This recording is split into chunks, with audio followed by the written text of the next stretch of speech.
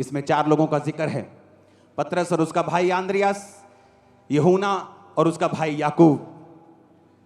परमेश्वर ने कहा, जब पतरस और आंद्रियास को झील में देखा, कहा मेरे पीछे आ जाओ। क्या हो गया भाई, कौन हो तुम लोग? तुम कौन हो, मैं तुम्हारे पीछे आ जाऊं? अपना बिजनेस छोड़ के, काम धंधा छड़ के तेरे पीछे लग जाइए भाई, की गल? कभी प्रैक्टिकल वचन को समझने की कोशिश की है? आप सोचो, आप अपनी दुकान पे खड़े हो, आपकी एक शॉप है, हाँ, तो थे NRI कस्टमर आया होया, तो 5-5 हज़ार के सूट सारे खोले हुए। अब तो भैन जी ने हुण 50,000 का बिल बनाना, तो बाहर तुहानूं पास सदे, आ जा यार मेरे। वाना पास्टर जी की करते तुसीं? पर बाइबल कहती है वो तुरंत 18 आयत में अपने जालों को छोड़कर परमेश्वर के, क्या हुआ ऐसा? अगर हम ये कहें कि चलो जी पतरस ते आंद्रियास गरीब सीगे ते काम धंधा है नहीं सी ते मच्छियां फड़ियां नहीं जांदियां, ते यीशु ने क्या पीछे आ जा, कहते चलो इत्थे भी कुछ है नहीं, ये पीछे लंगर लंगर खावांगे, चलिए। अब फिर हम दूसरा केस पढ़ते हैं, लिखा कुछ आगे बढ़ के उसने जब्दी के पुत्र याकूब और उसके भाई यूहन्ना को नाव पर जालों को सुधारते देखा। उसने तुरंत उन्हें बुलाया और वे अपने पिता जब्दी को मजदूरों के साथ नाव पर छोड़कर। अब इस केस में जो याकूब और यूहन्ना हैं, उनके पिता ने मजदूर रखे हुए हैं कि 10, 15, 20 लोगों की टोली है। मेरी दुकान पे 10 लोग काम करते थे और मेरी रोज की इनकम 1 लाख रुपए के करीब होगी, कभी 60,000, 50,000, कभी लाख, कभी 1.5 लाख रोज की इनकम। जितना उस समय 2002-3 में फॉरेन में लोग 1 लाख, 1.25 लाख रुपया 1 महीने का कमाते थे, तब उस समय की रोज की पंजाब में इस खामबरा में इनकम थी। तो मेरे पास 10 लोग थे, तो इसके पास भी इतने लोग थे कि ये लाखों रुपया कमा रहे होंगे उस समय के। लेकिन यहां भी क्या लिखा कि वो अपने पिता जब्दी को मजदूरों के साथ नाव पर छोड़कर यीशु मसीह के पीछे हो ली। ऐसा क्या हुआ कि वो यीशु मसीह के पीछे लग गए? वो जीसस खुदा के वचन को इतना मानते थे और इतना सीरियसली उस पर चलते थे बचपन से ही।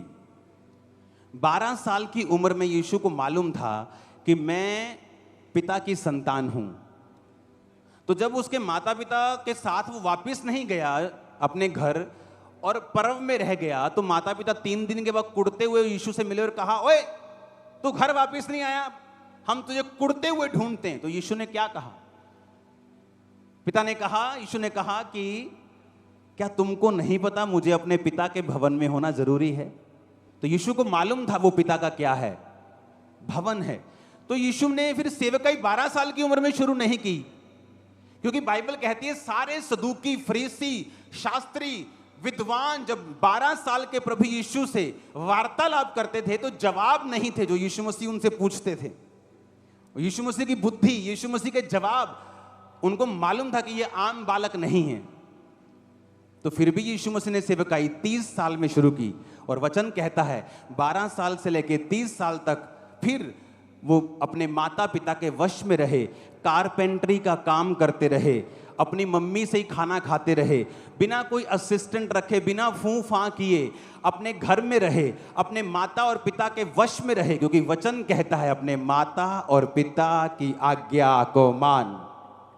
हमें लगता है वचन बहुत छोटी सी बात, चोरी, ओ कोई नहीं 100 रुपया इधर, 100 रुपया उधर, ओ कोई नहीं 2 लीटर तेल ना, प्रभु ने की कहना, मेरा घर नहीं चलता बिना चोरी। तो जब आप वचन को इतना सीरियसली लेते हैं कि आपके जिंदगी मौत का यह मसला बन जाता है कि नहीं मानना शैतान की बात को, स्पिरिचुअली आपके ऊपर एक ऐसा ग्रेस, एक ऐसा ऑरा आ जाता है कि आपकी बात को लोग इनकार नहीं कर पाएंगे। यह रीजन था कि जीसस के ऊपर इतनी ग्रेस आ चुकी थी, उसकी आवाज में इतना दम, इतनी पावर, इतनी खींच, इतना होली स्पिरिट था कि जब वो बोलता था कि अपना काम छोड़ दे, सेवा में आ जा, नथिंग कैन स्टॉप, आ रहे हैं सेवा में, छोड़ देंगे बिजनेस। आज पास्टर्स क्या कहते हैं, लोग साडी गल नहीं सुनते, बच्चे साडी गल नहीं सुनते, यूथ साडी गल नहीं सुनता, ये सेवा नहीं करते। क्यों? क्योंकि तुम्हारे ऊपर वो क्राइस्ट वाला ऑरा, नहीं है। जब तुम्हारे पास क्राइस्ट वाला ऑरा होगा, तुम्हारे पास वो ग्रेस होगी, तुम एक बार बोलोगे लोग आएंगे। तुम बोलोगे चलो सेवा करनी, लोग आएंगे। जब आप वर्ड को सीरियसली लेंगे, मैं आपको बता रहा हूं, आपके ऊपर एक ग्रेस कवर करेगी, एक ऑरा, एक सामर्थ, एक अम्ब्रेला, एक छतरी बन जाएगी आपके आसपास। आपके शब्दों में पावर होगी, खींच होगी, ग्रेस होगी, ताकत होगी। शैतान को भी वो चुभेगी और लोगों की लाइफ में काम भी करेगी इन जीसस नेम।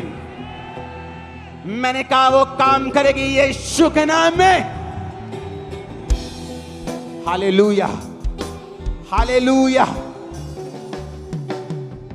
आप मेरी बात समझ रहे कि नहीं?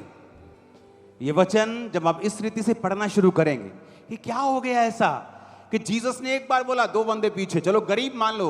अगली पार्टी गरीब नहीं थी, वो तो मजदूरों वाली पार्टी थी, पर लिखा तुरंत, सोचा भी नहीं, ये भी नहीं कहा प्रभु चलो ठीक है घर में सलाह कर लेते एक बार।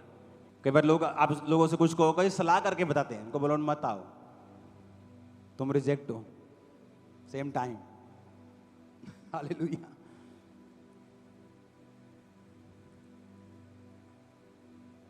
उन्होंने कहा सलाह करके, नहीं कि देखा तुरंत, फिर से पढ़ेंगे, लिखा वो तुरंत अपने पिता जबदी को मजदूरों के साथ नाव पर छोड़कर उसके पीछे हो ली।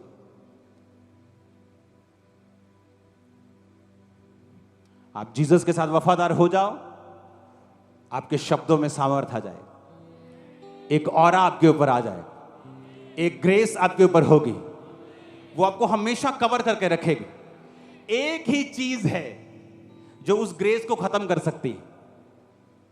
कोई शैतान, कोई विरोध, आपके खिलाफ झूठी बातें, आपके खिलाफ लोग, मुकदमे, कुछ उसे खत्म नहीं कर सकता।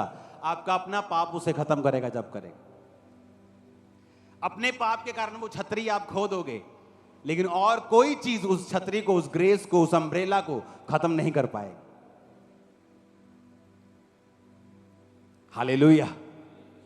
और ये एक दिन में नहीं होता, एक साल में नहीं होता, ये सालों साल परमेश्वर के साथ चलने का नतीजा होता है।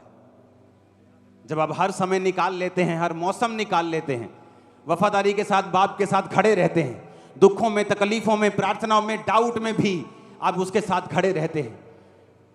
ना सुखों में पिघलते हैं आप शैतान की तरफ, ना दुखों में पिघलते हैं, ना साइलेंट टाइम में, जब ना उस टाइम में जब परमेश्वर आपके लिए लगातार बोलता है, आपको गवाहियां देता है। आप जब किसी समय में गिरते नहीं हैं, आपकी लाइफ के ऊपर वो ऑरा, वो ग्रेस, वो बढ़ती ही जाती है, और वो बढ़ती जाएगी आज से ही, और वो बढ़ती जाएगी आपके परिवार के ऊपर से।